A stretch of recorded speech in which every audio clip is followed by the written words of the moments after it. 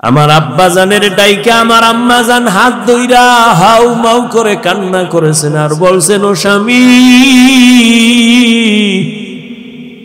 মা বাবার মায়া ত্যাগ কইরা তোমার ঘরে আনছি, কিন্তু মন ভরে খেদমত করতে পারি নাই, মাফ করিয়া দিও, কোনো দাবি রাখবা না, আমি বিদায় হয়ে যাইতেছি, 7 আসমানের বোঝা মাথায়, বাচ্চার প্রসব বেদনা সইতে পারি না। আব্বা জানো চোখের পানি ছেড়ে বিবিকে ডাক দিয়া বলছে, বিবি ধৈর্য ধারণ করো, কান্না করিও না বলিয়া আমার বাবা চোখের পানি নিয়া দৌড়াইয়া যায় নামাজে চলে গেছে। সিজদায় গিয়া কান্না করে, হে মালিক, আমার স্ত্রীকে তুমি সুস্থ করে দাও, আমার সন্তানকে সুস্থ অবস্থায় দুনিয়ায় পাঠাও। ও আমার কলিজার যুবক, তুমি আমি দুনিয়াতে আসার সময় একটু হিসাব করো, মা কত কষ্ট করেছিলেন, জীবনের চামড়া খুইলা যদি মাকে জুতা বানায় দাও, ওই এক রাতের কান্নার ঋণ আদায় করতে পারবা না। কিন্তু একটু চোখ দুইটা বন্ধ কইরা দেখো, ওই মায়ের সাথে কত বেয়াদবি করছো। আরে এক আম্মা জান রাতের বেলা বাবার কিনারায় শুয়া শুয়া গুনগুন করে কান্না করে। আব্বা জান জিজ্ঞাসা করে, বিবি কেন কাঁদো? মা বলতেন, আমার মনে বড় কষ্ট। কি বলে? একটা সপ্তাহ হইছে সন্তান আমারে মা বইলা ডাকে না। কেন ডাকে না কয়, আমি একদিন একটা সামান্য অন্যায় দেখছি, একটু ধমক দিছি, সন্তান অভিমান কইরা মা কয় না। বাসায় আইসা নিজে নিজে খানা খাইয়া বের হয়ে যায়, আমার দিকে তাকায় না, মা বলে ডাক দেয় না। আব্বা জান সান্ত্বনা দিয়া কয়, বিবি ঘুমাও, খানাও খাও। সন্তান ভুল বুঝতে পাইরা একটু পরে আইসা তোমারে মা বলে ডাকবে। আব্বা জান ডাক দিয়া কয়, স্বামী বুঝাইতে পারি না, যতবার আমি খানার প্লেট সামনে নেই আমার মুখে খানা যায় না, আমার ঘুমের বিছানায় ঘুম আসে না, আমার ঘুম থেকে খানা থেকে আমার কলিজার সন্তানের মা ডাকে এত মজা, আমি বুঝাইতে পারবো না রে স্বামী। আমার সন্তান যখন আমারে আম্মু বলি একটা ডাক দেয়, আমার কলিজা ঠান্ডা হয়ে যায়। ও সন্তানেরা, ওই মা ওই বাবাকে কে ভুলে গেছো? ওই মা বাবা বেঁচে থাকতেও তো রত্ন হিসাবে দোয়া নিতে পারলা না, আবার এই ময়দানে কত কপাল পরা বসে আছে, মা নাই, বাবাও নাই। জীবনে আর 1000 বার চাইলেও মা বলে ডাক দিতে পারবে না, আর কোনদিন বাবা বলিয়া ডাক দিতে পারবে না। আর যার মা বাবা বেঁচে আছে, তোমার কপাল কত ভালো, এখনো সময় আছে, তওবা করিয়া মাকে পাইলে হাত ধইরা দোয়া নিও।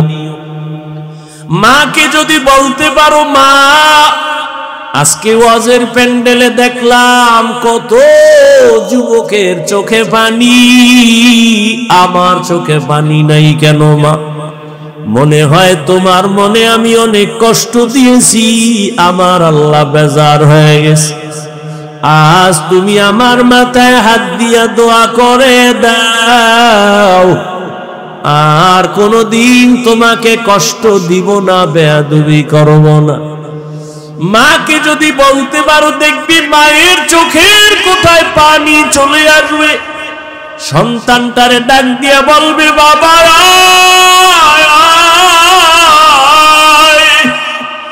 আমার বুকে আয়। মা একটা ডাক দিয়া মাথায় হাত দিয়ে একটা ডাক দিবে, ও আরশে আজিমের মালিক, আমার সন্তানটাকে কবুল করে নাও। ওরে যতই বাহাদুরি করি না কেন, আল্লাহর কসম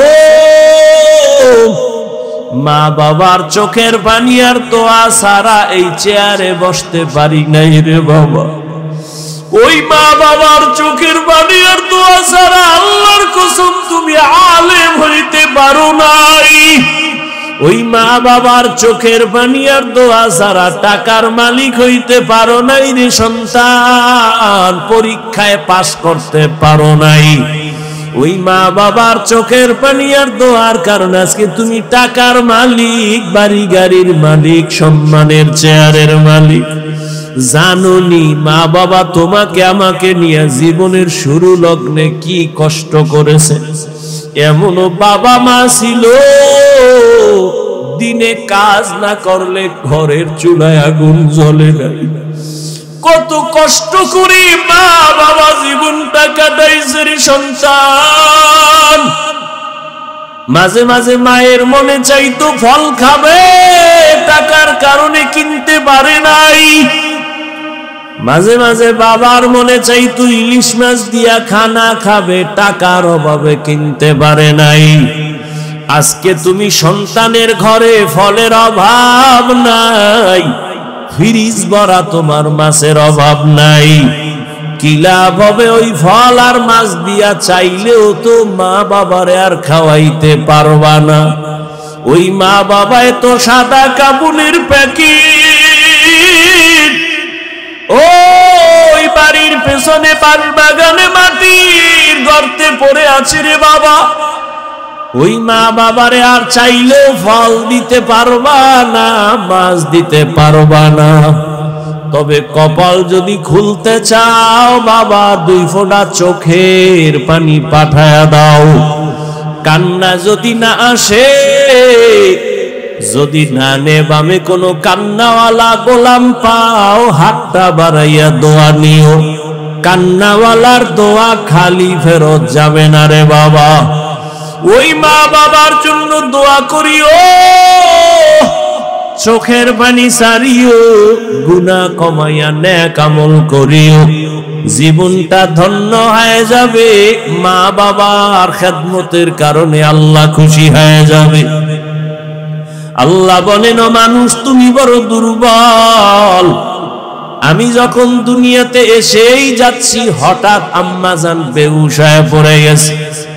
আমার দাদি আর নানি আমাকে ধরে পরিচ্ছন্ন করে আম্মুকে ডাক দিছে, এই দেখ কত সুন্দর গোলাপ। আম্মাজান এত কষ্টের মধ্যে বেহুশ, এত চোখের পানি ফালায়া কাঁদলেন, 7 আসমানের বোঝা মাথায় নিলেন। হঠাৎ আমার চেহারা দিয়ে তাকাইয়া মনে হয় মুহূর্তে আম্মাজানের কষ্ট সব শেষ হয়ে গেল। আম্মাজান আমাকে কোলে নিলেন। আমার দাদি নানি বলে, বাচ্চার কান্না বন্ধ করে দুধ দাও। আমারে দুধ দিছে, আমি খাইতে পারি না, গাল বেয়ে পড়ে গেছে। আল্লাহ কয়, দেখ আমি কত দুর্বল করে বানাইছি। অন্যদিকে তাকায় দেখ, একটা ছাগলের বাচ্চা দাঁড়ায় গেল। ডানে বামে সাহায্যকারী কেউ নাই। মায়ের দুধ কোথায় কেউ দেখায় দেয় না। ছাগলের বাচ্চা খুঁজা খুঁজা মায়ের ওলানে মুখ লাগায় দিছে। মায়ের ওলানটা কি শক্ত, দুধ আসে না। কাউকে গিয়া বলে না আমারে ঔষধ দাও। ওই ছাগলের বাচ্চাটাকে আল্লাহ পাক এমন ভাবে বানাইছেন, ওর কপালের সামনের অংশ বড় শক্ত। কাউকে জিজ্ঞাসাও করে নাই। ওই কপালের অগ্রভাগ দিয়া মায়ের ওলানে জোরে জোরে কয়েকটা আঘাত করা মাত্র ওলানটা নরম হয়ে গেছে। বাচ্চাটা মুখ লাগানো মাত্র দুধ ভেতরে চলে আসছে। একটু চিন্তা করো, একটা ছাগলের বাচ্চার কাছে তুমি আমি কেমন দুর্বল হয়ে পড়েছি।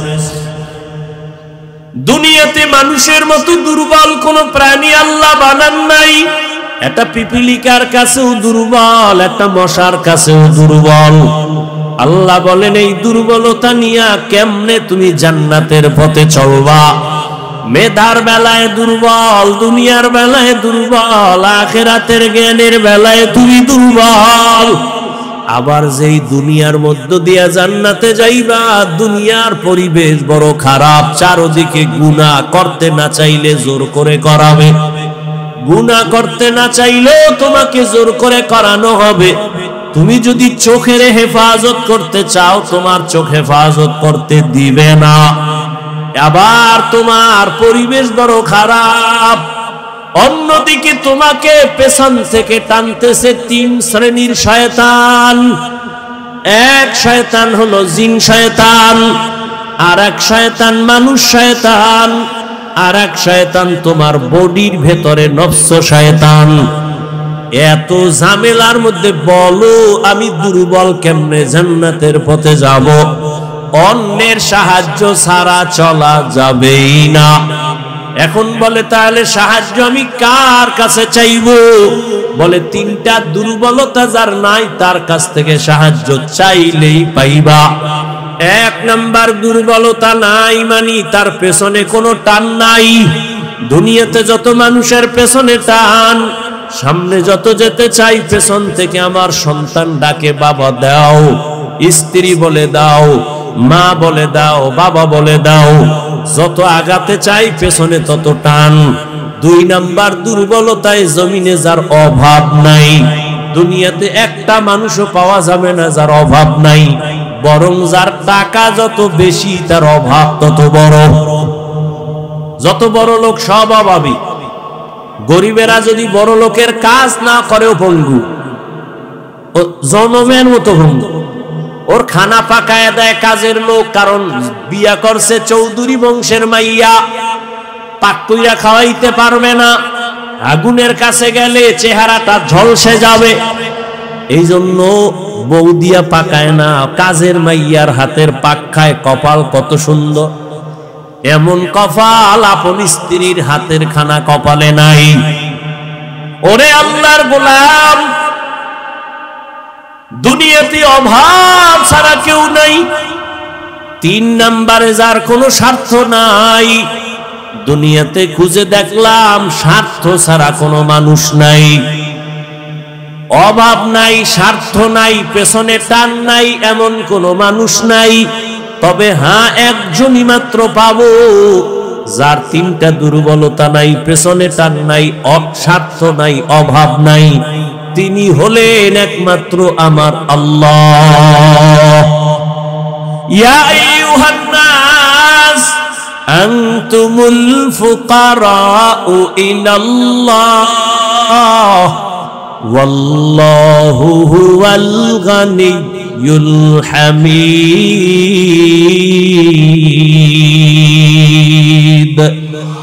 আল্লাহ বলেন, মানুষ তোরা সব ফকির গরিব, আমি আল্লাহ একমাত্র প্রশংসিত ধনী। আল্লাহর কোনো পেছনে টান নাই, ছেলেমেয়ে নাই, স্বার্থ নাই, অভাব নাই।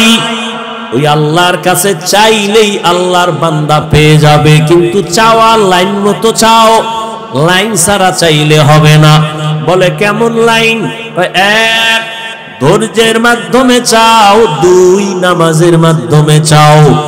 আজ আমাদের ধৈর্য নাই, নামাজেরও খবর নাই। ওরে আল্লাহর গোলাম, ও যুবক বাবারা, আমি শুরু থেকেই তো তোমাদের বলতেছি, তুমি স্কুলে পড়ো আলহামদুলিল্লাহ, বাধা নাই। চাকরি করো, বাধা নাই। ওখানে থাইকা আল্লাহর হুকুম মতো আগাও। তোমার মতো যুবক স্কুল কলেজে পড়িয়াও তো পারো নামাজ পড়তে, কেন তুমি পড়ো না? ও পর্দার আড়ালের আম্মা জান বোনেরা, আপনার মতো কত মা পর্দা করে, স্বামীর মাল হেফাজত করে, মোবাইলে চরিত্র বিক্রি করে না, নামাজ ছাড়ে না, আপনি কেন পারবেন না? ও যুবক বাবারা, বৃদ্ধ বাবাজি, এখনো সময় আছে তওবা করার। জীবনে তো গুনাহ কম করেন নাই, এখনো আল্লাহর কাছে তওবা করেন। মনে মনে যদি বলতে পারেন, হে মালিক, জীবনে শয়তানের ধোঁকায় পড়ে গুনাহ করেছি, মনে হয় জানো গুনার কারণে আমার হাত না পাক, আমার চোখ না পাক, জিহ্বা না পাক, অন্তর না পাক। এ গুনাহ নিয়ে কবরে যেতে চাই না রে আল্লাহ। দুনিয়াতে একটা মশার কামড় সইতে পারি না, কবরে গুনাহ নিয়ে গেলে আযাব কেমনে সহ্য করব? তওবা করে নিলাম রে মালিক, মরিয়া গেল আর নামাজ ছাড়বো না, দাড়ি কাটবো না, বেপরদায় চলবো না। ও আমার বাবাজিরা, ও পর্দার আড়ালের মা বোনেরা, ও যুবক, যদি তওবা করার মতো অন্তর তৈরি হয়, মনে মনে আল্লাহকে বলো, ও আল্লাহ, তুমি তো রিজিকের মালিক, হায়াতের মালিক, সম্মানের মালিক। মরিয়া যাই আর বেঁচে থাকি আর কোনোদিন চাকরি করি, ব্যবসা করি, তোমাকে ভুলবো না। উলামায়ে কেরামের পরামর্শ নিয়া নবীর তরিকায় চলবো, মা বাবার দোয়া নিয়া, মুরব্বী শিক্ষকদের দোয়া নিয়া চলবো, আর গুনাহ করব না। তওবা করার মতো যদি কারো অন্তর তৈরি হয়, মুনাফিকি যদি না থাকে, খাঁটি তওবার নিয়ত যাদের আছে, দুটো হাত আল্লাহকে দেখাইয়া দাও। আয় আল্লাহ, আমাদের হাতগুলো কবুল করে নেন। আয় আল্লাহ, আমাদের তওবা কবুল করে নেন। আয় আল্লাহ, তওবার উপরে মজবুত হইয়া চলার মতো তৌফিক দান করেন, আমিন। সবাই ঠিক ঠিক বলে ইসলাম চায়, সবাই চায়, কিন্তু মুরগিটা শিয়ালের হাতে দিয়ে রাখছে। শিয়ালের কয় মুরগি রাখলাম আমানত, 3 দিন পরে নিব। শিয়াল পণ্ডিত বলে দোয়াও চাই, মাফও চাই, জিন্দা কেন, মরাও হইতা না। শিয়ালের হাতে মুরগি দিলে যা হবে, ধর্মের চাবি সুদখোর আর বেনামাজির হাতে দিলে তাই হবে। দিছে কারা? কে দিছে? ভোটের আগের রাতে টাকা খাইয়া কেবলা ঘুরে গেছে। আল্লাহ হেদায়াত দান করুন। বর্তমান বাংলাদেশে কিছু উলামায়ে কেরাম আছেন, রানিং এখন চেয়ারম্যান, জানেননি? এখন চেয়ারম্যান, জানেন? সারা বাংলাদেশের চেয়ারম্যান এক জায়গায় করো, আর ওই উলামায়ে কেরাম ইউনিয়ন কিভাবে চালায় সব এক জায়গায় করো। উলামায়ে কেরাম কিছু জাতিকে দিতে না পারলেও চুরি করবে না, দুর্নীতি করবে না। আল্লাহ হেদায়াত দান করুন। উলামায়ে কেরাম গতকাল আজ আলোচনা করেছেন। আমি আপনাদের দোয়া নিতে আসছি, বিদায়ের সময় মাত্র শুরু। অন্য প্যান্ডেলে বা আমার অভ্যাস অনুযায়ী বিদায়ের বেলা মাত্র বয়ান শুরু করতেছি, এখনো করিনি। তবে একটা পয়েন্ট মনে রাখবেন,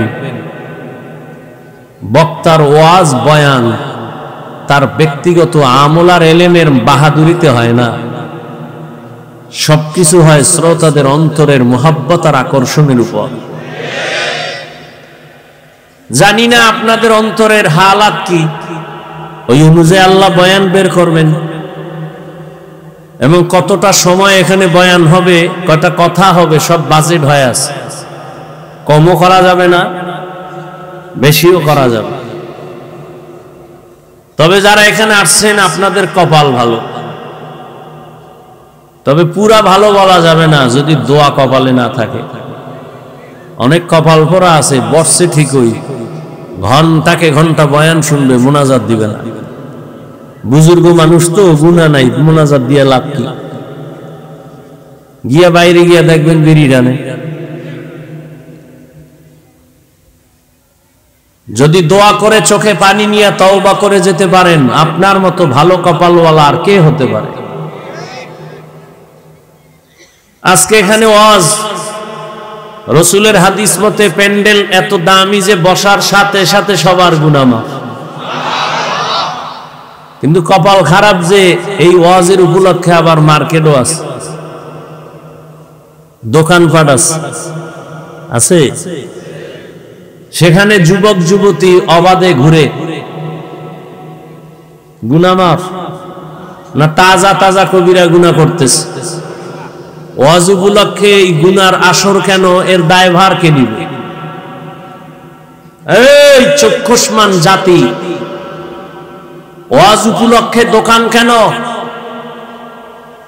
দুই একটা চায়ের দোকান থাকতে পারে, দূরের মানুষ চা পান করবে, বিস্কিট খাবে। এমন দোকান কেন, খেলনার দোকান, বেলুনের দোকান, এমন দোকান হবে কেন কোরআনের বাগানের পাশে যে মহিলা আসতে হবে, যুবক যুবতী ঘুরবে? খুব ভাবেন, চিল্লা চিল্লি না করে ভাবেন আসলে কথাগুলো কি, এবং এই গুনাহের দায়ভার কে নিবে?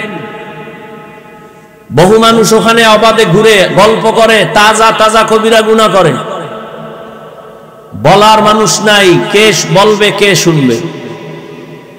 মানুষ অন্যায়ের উপরে চলতে চলতে সত্য কথাটাকেও এখন অন্যায় মনে করে। বলবে হুজুর দাওয়াত না দিলে কি হইব, তোমার এখানে না আইলে কি হইব? তুমি ধাক্কা ওদিকে দাও, কেন আমার ধাক্কা নাই? যেই বক্তারে দাওয়াত না দিলে কি হবে, আমি বলবো তোমার এখানে না আসলে কি হবে? রিজিকের মালিক কি ওয়াজ না আল্লাহ? হুজুরেরা পরের বাড়ি খায়, নিজের বাড়ি কে খায়? সবাই তো পরেরটা খায়। আমগো মানুষ হাদিয়া দেয়, না নিলে কষ্ট পায়, আর যারা বুকের উপরে ছুরি মেইরা খায় এর দোষ নাই। শাটার টান দিয়া বন্ধ করে টাকা চায়, ওই যে বলছি ধান্দা বাজার চান্দাবাজ। এই জমিনের মধ্যে উলামায়ে কেরাম যেই পরিমাণ কষ্ট করে, এই পরিমাণ কষ্ট পৃথিবীর দ্বিতীয় কোনো মানুষ করে না। খুব বুঝেন, কথা বুঝেন, তালে লাফাইছেন বহু বছর, বুঝেন। দুনিয়াতে উলামায়ে কেরামের মতো কষ্ট কেউ করে না, করে উলামায়ে কেরামের মতো করে না। নাম্বার 2, দুনিয়ার মানুষ কষ্ট করে নিজের পেটের জন্য, পরিবারের জন্য, উলামায়ে কেরাম নিঃস্বার্থভাবে কষ্ট করে উম্মতের জন্য। এজন্য বলি জাতি, যুবক, জীবনে বহু বন্ধু পেয়েছো, সব স্বার্থপর। তোমার জীবনের কলিজার আপন নিঃস্বার্থ বন্ধু একমাত্র উলামায়ে কেরাম। কি পরিমাণ আমাদের গালি দাও সব আমরা জানি, কানে শুনি, একটা গালির জবাব দেই না। তোমার পার্শ্বে দাঁড়াইলে তোমার প্রস্রাব করে পানি নাও না, বিড়ি টানো, গাঞ্জা খাও, নেশা পান করো, ওদিকে না তাকায় হাসি মুখে সালামটা আলেমরা আগে দেয়, বুকে লাগায়। যদি তোমার মতো জ্ঞানী হইতাম তাহলে কানের উপর একটা থাপ্পড় দিয়া বলতাম দূরে সর, তোর গায়ের থেকে গন্ধ আসে। তোমরা আলেমগো বোকা বলো না, আমরা এই জন্য বোকা, নাইলে কানের পর্দা ফাটায় দিতাম। আমরা বোকা দেখা বুকে লাগাই, তোমার ময়লা বুকে লাগাই, গালি দাও জবাব না দিয়া বুকে লাগাই। বরদোয়া করে না কোনো আলেম, কলিজা দিয়া দোয়া করে। কোন আলেম বরদোয়া করে না, করলে চাকার তলে মাথা চলে যেত, মুহূর্তের মধ্যে টেরও পাইতাম না। এই বাংলাদেশে যত আকাম কুকামার ঝামেলা দেখো, সবগুলো উলামায়ে কেরামের সাথে বেয়াদবির ফলাফল।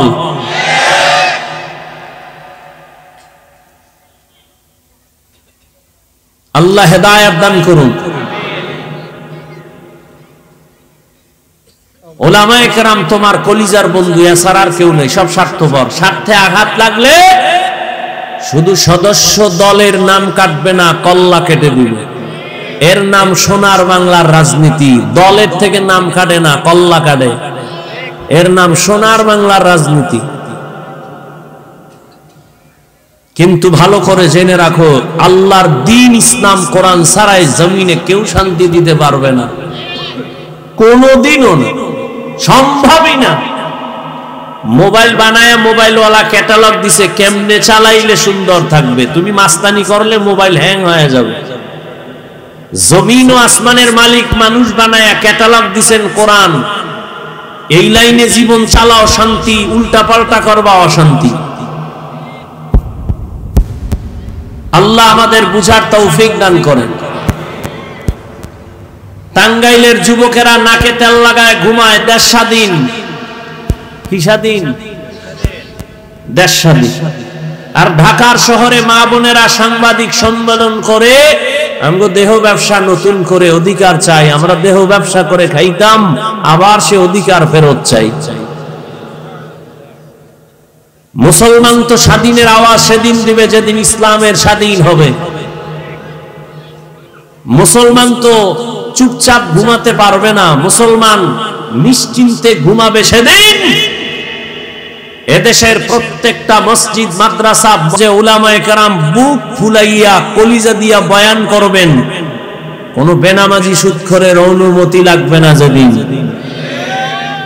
এদেশের মুসলমান আরামে নিশ্চিন্তে ঘুমাবে সেদিন এদেশের প্রত্যেকটা মাদ্রাসা মসজিদের কমিটির মধ্যে বেনামাজি থাকবে না যেদিন।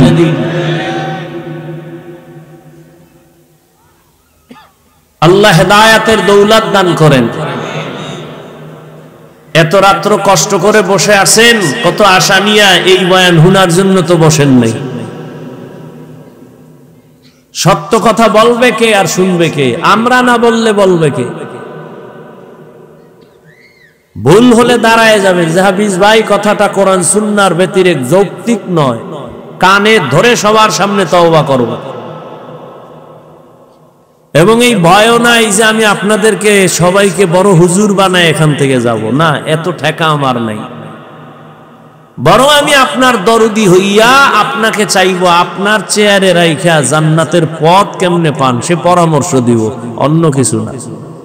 আপনি স্কুলে পড়েন, কলেজে পড়েন, চাকরি করেন, ব্যবসা করেন, ওখানে থেকে কিভাবে জান্নাত পাবেন সে পরামর্শ দিব, অন্য কোনো বয়ান নেই। আমি বলবো না যে আমি পাঁচকল্লি মাথায় দিছি আপনারাও দেন, না হয় জাহান্নামী। আমি কওমি মাদ্রাসার সন্তান, আপনি কওমিতে আসেন, না হয় জাহান্নাম। আমি তাবলীগের লাইনের সন্তান, এই লাইনে আসেন, না হয় জাহান্নামে যাবেন। আমি পীরের মুরিদ, আপনি পীরের কাছে যান, না হয় জাহান্নামে যাবেন। না, এমনটা বলি নাই, বলবো। তবে ভালো আর মন্দ এটা আপনার সামনে পেশ করব, বিবেক দিয়া সমাধান আপনাকে নিতে হবে। ইয়া আইয়ুহাল্লাযীনা আমানুস্তাঈনু বিস-সাবরি ওয়াস-সালাহ ইন্নাল্লাহা মা'আস-সাবিরিন। আল্লাহ বলেন, হে মুমিন, তোমরা সাহায্য প্রার্থনা করো সবর ও সালাতের মাধ্যমে, নিশ্চিত আমি আল্লাহ সাবিরিন যারা তাদের বন্ধু হয়ে থাকবো। এই যুবক বাবা, মোনাজাতটা দিয়ে চলে যাও, তুমি বাসায় যাও, আমার জরুরত নাই। আর উঠার ব্যারাম থাকলে ভিতরে ঢুকছো কেন? কত আলেমরা মাঠে বসা, কত সাদা দাড়িওয়ালারা বসা, এদের ডেঙ্গিয়ে বের হও, ভয় লাগে না? মাওলায় যদি বাসায় আগে না নেয় যাইতে পারবা? একজনে 1.5 ঘন্টা আগে রওনা হয়েছে, সবার আগে বাসায় যাবে। আর একজনে কয় মোনাজাত না দিয়া যাবো না, তো মোনাজাত দিয়ে বিদায় হেরে গিয়ে দেয় রাস্তার মাঝে খাড়ায় রয়েছে, চাক্কা 3টা পাংচার হয়ে গেছে। এখন এই রাত্রে হসপিটাল পাবে কই? উনি তো চলে গেছে। আর ওই যে আগে বাসায় যাইব কইলা, এই লোকটা চাক্কাও ঠিক করতে পারে নাই, হাঁটতে হাঁটতে রওনা হইয়া ফজরের সময় গিয়া বাসায় হাজির। মাওলায় না নিলে তুমি যাবা কেমনে? আল্লাহ হেদায়েতের দৌলত দান করেন। এই মজলিস বড় দামি, তোমার কাছে দামি মনে হয় না? থানার পুলিশ আসামি ধরে থানায় নিয়ে বেতের বাড়ি দিছে, চিল্লায় যদিও চোখে পানি নেই, কান্দে না। কিন্তু এই প্যান্ডেল কেমন প্যান্ডেল যে একজন আল্লাহর ওলি বয়ান করে আর ওই কোনায় বয়ে এক যুবক হাউমাউ করে কাঁদে, ওরে মারলো কে? থানায় নিয়ে আসামিকে পুলিশ মারে, কাঁদে না। আর ওয়াজের প্যান্ডেলে মানুষ কাঁদে, বলো তো ওকে মারলো কে? কুত্তারে আল্লাহ বিবেক দেয় না, মানুষকে দিছে। একটু ভাবো, মানুষকে আল্লাহ বিবেক দিয়েছে, কুত্তা শুয়ারের দেয় নাই। ভালো মন্দ যাচাই করো, ভাবো এই প্যান্ডেলটা কেমন প্যান্ডেল যে মাইক ছাড়া কান্দে। তোমার চোখে পানি নেই কেন? তুমি আর একজনের পানি দেখা তুমি ভাবতেছো কাঁদে কেন? প্রশ্ন নিজেকে করো, যদি আকল ঠিক থাকে ও কাঁদে, আমি কাঁদি না কেন? প্রশ্ন নিজেকে করো। তুমি প্রশ্ন করো, এই লোকটা চিৎকার দিল কেন কোরআনের বাগানে বসে?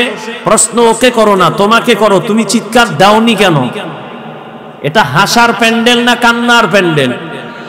তো কান্নার প্যান্ডেলে কান্না করা স্বাভাবিক, কান্না না আসা অস্বাভাবিক।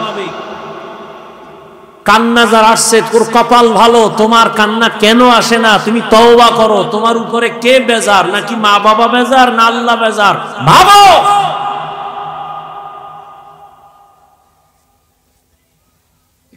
কার বরদোয়া লাগছে কপালে, যে কারণে কলবটা পাথরের মতো শক্ত, চোখে পানি আসে না?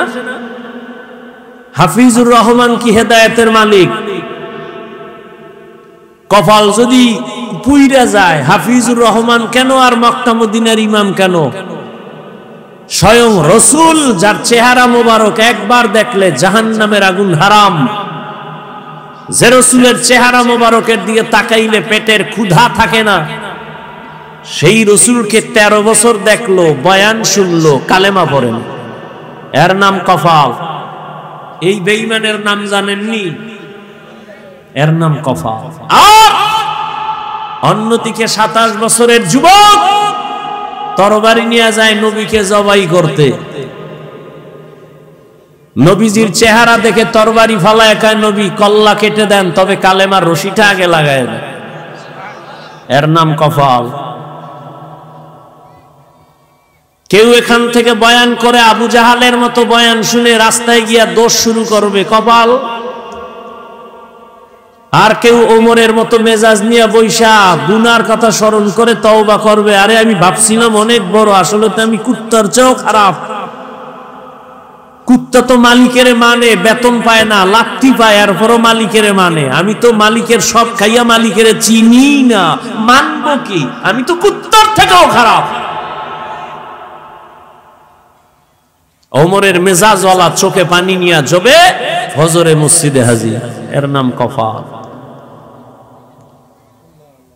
ওয়ালাকাদ যারানা লিজাহান্নামা কাসীরাম মিনাল জিন্নি ওয়াল ইনসি লাহুম কুলুবুন লা ইয়াফকাহুনা বিহা ওয়া লাহুম আ'য়ুনুন লা ইউবসিরুনা বিহা ওয়া লাহুম আযানুন লা ইয়াসমাউনা বিহা উলাইকা কাল আনআমি বাল হুম আযাল উলাইকা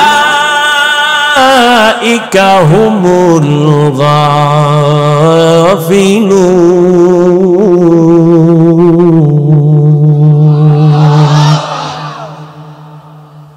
আল্লাহ বলেন অধিকাংশ মানুষ জাহান্নামে যাবে। কম না বেশি? অধিকাংশ মানুষ জাহান্নামে যাবে। কারণ আমি আল্লাহ তাদেরকে একটা কলব দান করেছি, ফিকির করবে, গবেষণা করবে, করে না। আমি আল্লাহ চক্ষু দিছি দেখার জন্য, দেখে না। আমি আল্লাহ কান দিছি শোনার জন্য, শুনে না। তা কি প্রতিবাইদা রাখছে? কয় না, যা দেখতে বলেছি দেখবে, কিন্তু নিষেধ যা করেছি তা দেখে। এ দুটো চোখ দিয়া মা দেখবে সওয়াব, এ দু চোখ দিয়া বাবার চেহারা দেখবে সওয়াব, এই চক্ষু দিয়া বাইতুল্লাহর দিকে তাকাইবে সওয়াব, এ চক্ষু দিয়া কোরআন দেখবে সওয়াব, উলামায়ে কেরাম দেখবে সওয়াব। কিন্তু না, আমার দেওয়া চক্ষু দুইটা দরওয়াজা জানালা বন্ধ করার পর সারাটা রাত মোবাইলের দিকে তাকায়া কবিরা গুনাহ দেখছি, কবিরা গুনাহ, কবিরা গুনাহ। সারা রাত কবিরা গুনাহ করার কারণে আজকে যুবক চেহারাটার মধ্যে কোনো নূর নাই। চেহারাটার দিয়ে তাকাইলে মায়া লাগে না রে বাবা। কেন? 40 বছর পর্যন্ত কোনদিন চেহারায় মেডিসিন দিবি না, নষ্ট হবে না। কিন্তু যুবক, তোমার মাত্র 30 বছর, বলো তোমার চেহারার মধ্যে কেন নূর নাই, আকর্ষণ নাই, দেখলে কেন মায়া লাগে না? সারা রাত গুনাহ করেছো মোবাইলে, এর কারণে আমার আল্লাহ তোমার উপরে বেজার, চেহারার নূর আল্লাহ নিয়ে গেছেন। শুধু কি তাই, এই মোবাইলের কারণে তোমার যৌবন শেষ, তোমার চোখের পাওয়ারও শেষ, তোমার মাথা ব্যথা আগের তুলনায় বেড়ে গেছে, মোবাইলের কারণে তোমার হার্ট দুর্বল হয়ে গেছে, কিডনি ড্যামেজ হতে চলছে, তোমার খবর নাই। এমন একটা সময় আসবে, আসল সময়, চোখের পানিগুলো পড়বে, চোখের পানি মুছার আপন কেউ থাকবে না। সময়ের কালে যৌবন পাবি না, কান্নার আওয়াজ। সময়ের কালে চোখের পাওয়ার থাকবে না, শুধু কান্নার আওয়াজ। ও যুবক, তোমার মতো যুবক কি তোমার লাইনে নাই? 5 বেলার নামাজ পড়ে মোবাইলে গুনাহ করে না, দাড়িওয়ালা, জীবনে মাদ্রাসায় পড়ে নাই, তোমার লাইনে জেনারেল লাইনে থাইকাও নামাজ ছাড়ে না, নাই।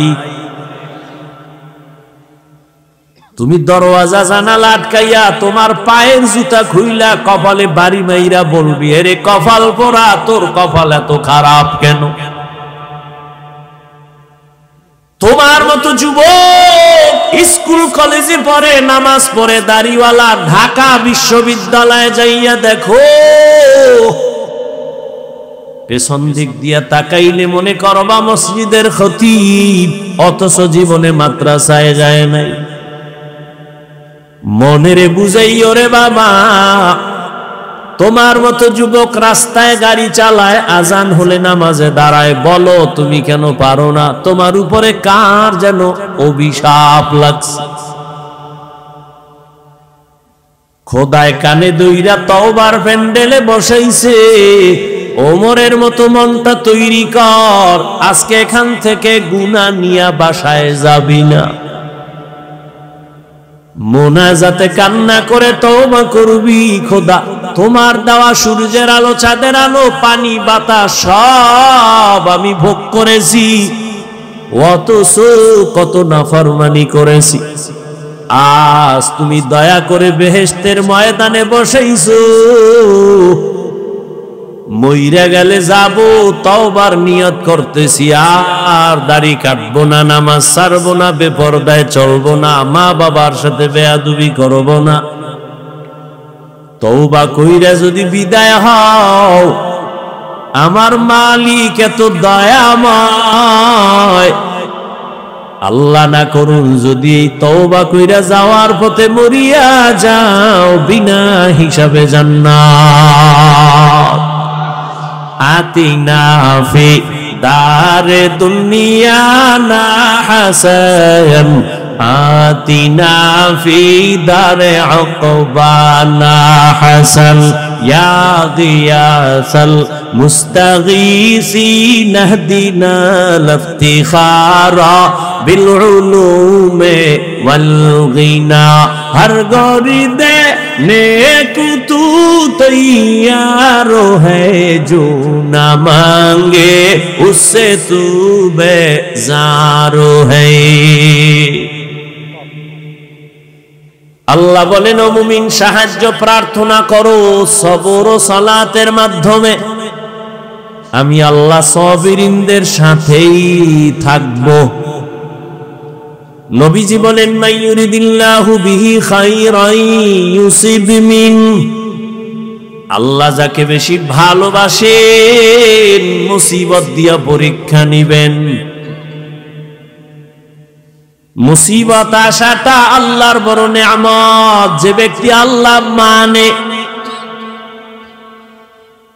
আল্লাহর এক বান্দি, ভালো বাবার সন্তান,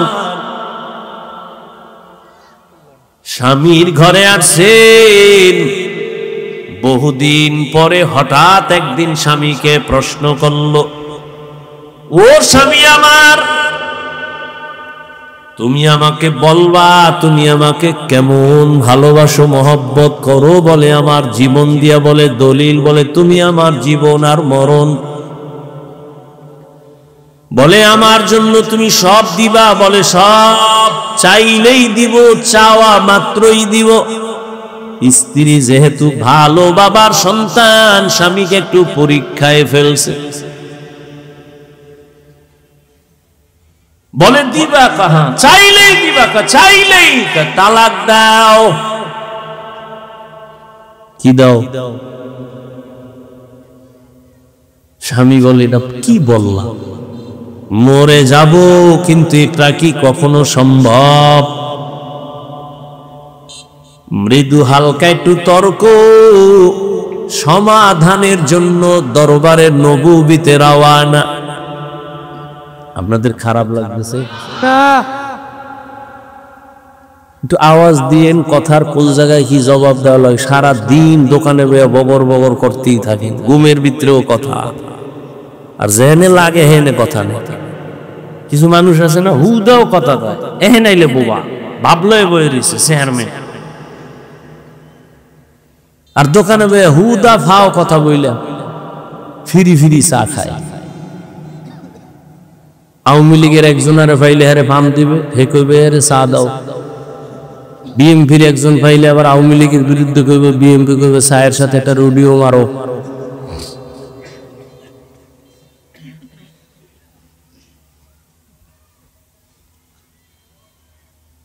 স্বামী আর স্ত্রীর মাঝে মৃদু তর্ক, মোহাব্বতের তর্ক। কি তর্ক? মোহাব্বতের। আপনারা কি আর স্বামী আর স্ত্রী ঝগড়া করে, গালি দেয়, সন্তান মাঝখানে বয়া বয়া শিখে।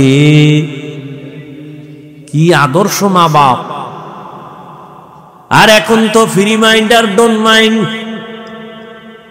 এখন আর আপনি আপনি নাই, নাম ধরে ডাকে। স্বামীরে নাম ধরে বিবি ডাকে হৃদয়, শুনে যা, নাম ধরে ডাকে, ফ্রি মাইন্ড। আবার হৃদয় ম্যাডামের নাম ধরে ডাকে বেবি শুনো। আল্লাহর মায়ের দুনিয়ার ভাই দিছি একটা ছেলে সন্তান, এইটা দীর্ঘদিন শুনতেছে। একজনে আর একজনারে কয় হৃদয়, কেউ কয় বেবি। ছেলেও ডাক দিছে, এই হৃদয় টাকা দে।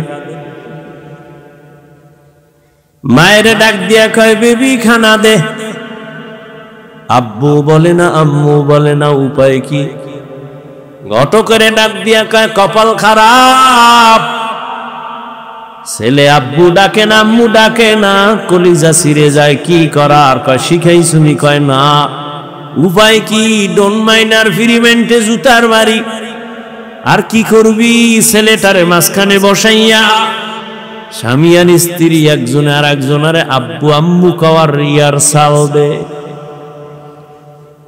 একবার বউরে তুই কা আম্মু, বউ কইবে স্বামীরে আব্বু। এটা শিখা, নাইলে উপায় কি? নাইলে জুতা দিয়া কপালে বাইরা। ফিরিমেন্টের ফলাফল লই আলা। মিশা করতেছি?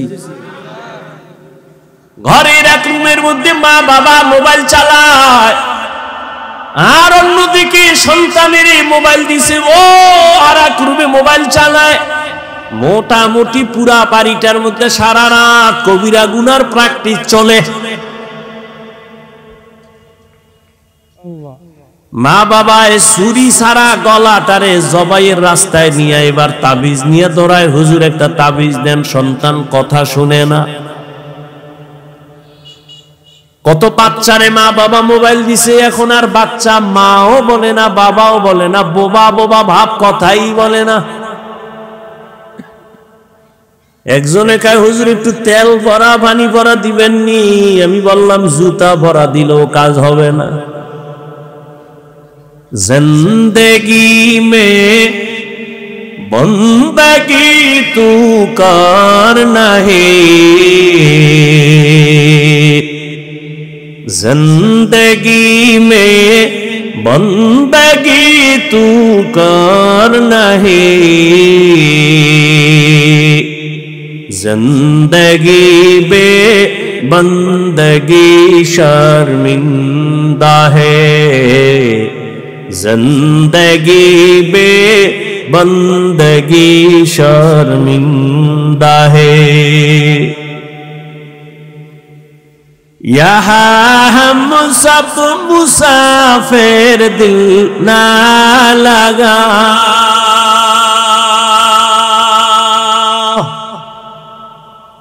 अहले दिल की नजर से रूह करता जा,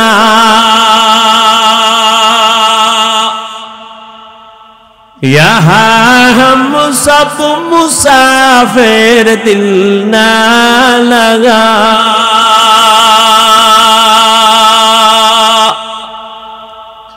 अहले दिल की नजर से रूह करता जा, शाह दौलत सब फकीर घर नेक नहीं, शाह दौलत सब फकीर घर नेक नहीं, जिंदगी में बंदगी तू कर नहीं, जिंदगी में बंदगी तू कर नहीं, जिंदगी बे बंदगी शर्मिंदा है, जिंदगी बे बंदगी शर्मिंदा है, जिंदगी में बंदगी कुल बंदगी, बंदगी बे जिंदगी शर्मिंदगी। নবীজি বলেন আল্লাহ যাকে পছন্দ করেন তাকে আল্লাহ পরীক্ষা নিবেন মুসিবতের দ্বারা। স্বামী আর স্ত্রী যখন তালাক চাইছে, স্বামী বলে দেওয়া হবে না, বলে ওয়াদা দিছো চাইলেই দিবা, এখন কেন দিবা না, চলো সমাধানের জন্য রহমতের নবীর দরবারে। নুজহাতুল মাজালিস নামক কিতাবে সবরের বয়ানে ঘটনা আছে। হঠাৎ রাস্তার মাঝে গিয়া স্বামী বেচারা পড়ে গিয়া পাও ভেঙ্গে গেল, চিৎকার দেয় আমাকে ধর, চোখ বেয়ে পানি পড়ছে, আমি বস সহ্য করতে পারি না, ব্যথা, আমাকে ধরো, ও মালিক আমারে মাফ করো। স্ত্রী কয় নবীর দরবার বাদ, চলো বাড়ি চলো। হাত ধরে বাড়ি আইসা স্ত্রী ডাক দিয়ে কয় স্বামী মাফ করে দাও, আমি যে তালাক চাইছিলাম আমার কথা আমি ফিরাইয়া নিলাম, উড্ড করে নিলাম। স্বামী বলে চাইলা কেন, চাওয়ার পরে ফিরাইলা কেন? তুমি কি নবীর হাদিস শোনো নাই? রহমতের নবী বলছেন আল্লাহ যাকে মোহাব্বত করবেন তাকে মুসিবত দিয়ে পরীক্ষা নিবেন। আমি তোমার ঘরে কত বছর সংসার চালাইলাম, কোনদিন একটা মুসিবত দেখি নাই। যেখানে আল্লাহর মুসিবত আসে না বান্দার উপর, ওখানে রহমত থাকে না, আল্লাহর মোহব্বতের নজরও পড়ে না। যেখানে আল্লাহর রহমতের নজর নাই, মুসিবত নাই, ওখানে আমিও নাই। তালাক চাইছি কিন্তু রাস্তার মাঝে হঠাৎ তুমি পড়েছো, পা ভেঙ্গেছে, এক মুসিবত, তুমি আল্লাহরে ডাকছো, চোখের পানি চলে আসছে। এবার আমি ভাবলাম আল্লাহর কুদরতি মোহাব্বতের নজর আসছে, রহমত আসছে, মুসিবত আসছে। যেখানে রহমত আছে আমিও সেখানে আছি। আতিনা ফি দারে দুনিয়া না হাসান, আতিনা ফি দারে উকবা না হাসান, ইয়া গিয়াসাল মুস্তাগীসিন ইহদিনা লিফতিখারা বিল উলুমে ওয়াল গিনা। আল্লাহ বলেন সাহায্য প্রার্থনা করো। কথাটা কোনো বেঈমানকে বলেন নাই, মুমিনকে বলেছেন। প্রশ্ন, আল্লাহ মুমিনকে কেন বলেছেন, বেঈমানকে বলেন নাই কেন? এর একমাত্র সংক্ষিপ্ত জবাব, জান্নাত শুধু মুমিন পাবে, কোনো বেঈমান কখনো জান্নাত পাবে না। আল্লাহ বলেন সাহায্য প্রার্থনা করো, মুমিনকে বলেছেন কেন জান্নাত পাবে মুমিন, কোনো বেঈমান জান্নাত পাবে না। আর মুমিনেরাও যে জান্নাত পাবে বড় ফিডাফিডির পরে, আগে না। এবার বুঝেন, মুমিন জান্নাত পাবে এটা ফাইনাল, তবে মুমিন যে পাবে কত ফিডা আছে কপাল। কেন আপনারা জানেন, স্মরণ করায় দিচ্ছি 1 মিনিট। রহমতের নবী বলেছেন, আমার আগে একদল চালাক উম্মত ছিল, বনি ইসরাঈলেরা এত চালাক, নিজেদের মধ্যে হিংসার দ্বন্দ্ব করিয়া করিয়া দলে দলে দলে দলে ভাগ হয়ে 72 দল হয়েছিল। আমার উম্মত আরো চালাক, আমার উম্মতের মধ্যে আরো একটা দল বেড়ে যাবে। কয় দল হবে টোটাল? কুল্লুহুম ফিন্নার, সব জাহান্নামে যাবে, ইল্লা মিল্লাতান ওয়াহিদা, এক দল জান্নাতে যাবে। ক্বালু মান হিয়া ইয়া রাসূলুল্লাহ, সাহাবায়ে কেরাম বললেন ইয়া রাসূলুল্লাহ, যেই দলটা জান্নাতে যাবে তাদের পরিচয় কি?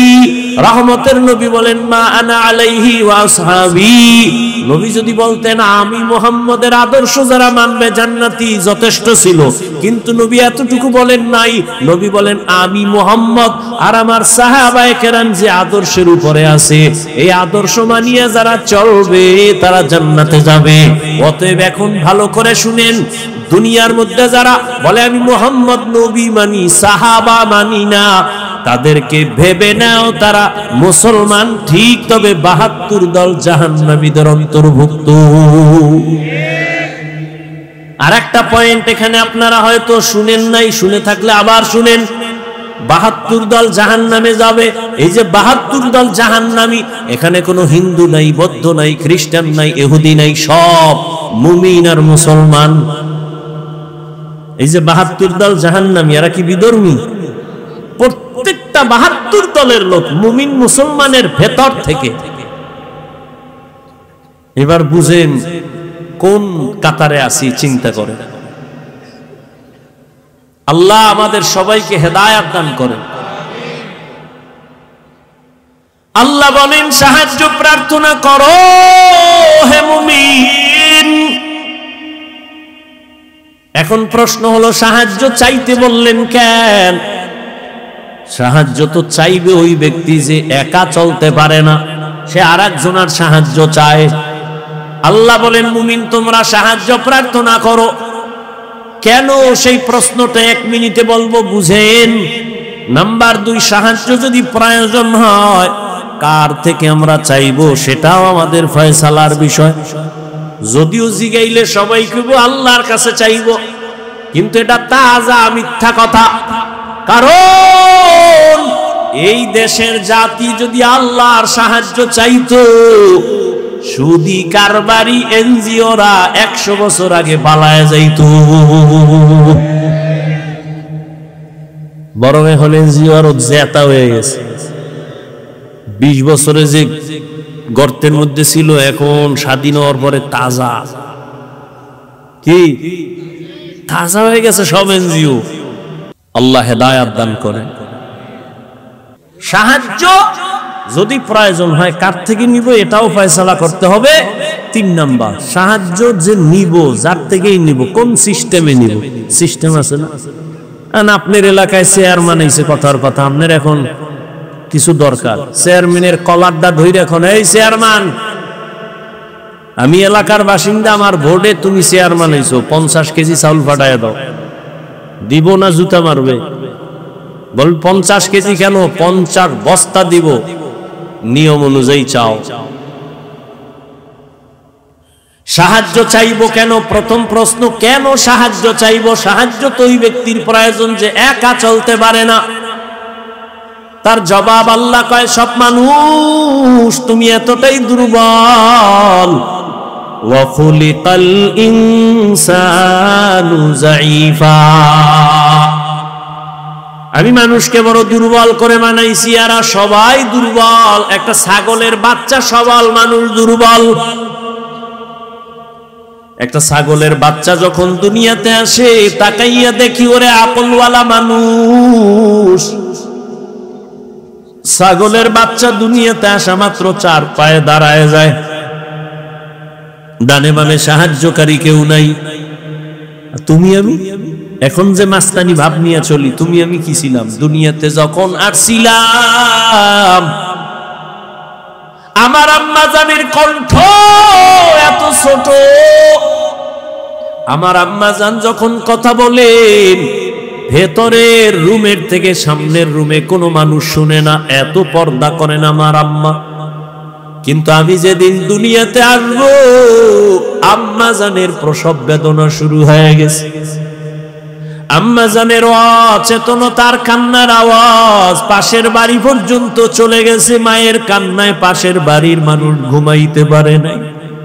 আমার আম্মা জান এত অসহায়, আমার দাদি নানি আম্মাকে সান্ত্বনা দেয়, আম্মার কান্না বন্ধ হয় না। এক পর্যায়ে মা কান্না করে কয়, যাও, আমার মাথায় 7 আসমানের বোঝা, আমি মরিয়া যাব, যাও বের হও, আমার স্বামীকে একান্তে আমার 1 মিনিট কথা বলার সুযোগ দাও।